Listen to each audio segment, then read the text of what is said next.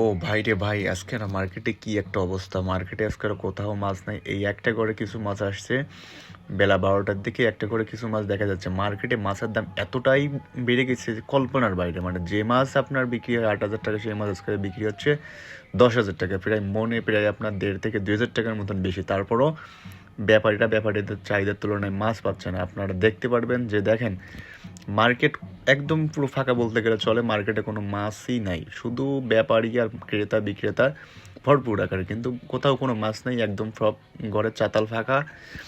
মাছের দাম প্রচুর পরিমাণ বেড়ে যাচ্ছে। চিংড়ি মাছের কেজি প্রতি আপনার প্রায় 70-80 টাকা, 100 টাকা বেড়ে গেছে তাজা মাছের। আর প্রায় মরা মাছের আপনার বেড়েছে আপনার 50 থেকে 70 টাকা।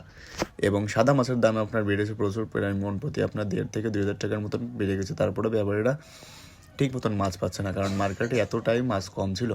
যাই হোক বন্ধুরা, সবাই ভিডিওটা শেয়ার করে সবাইকে দেখার সুযোগ করে দিবেন। ধন্যবাদ সবাইকে, ভালো থাকবেন।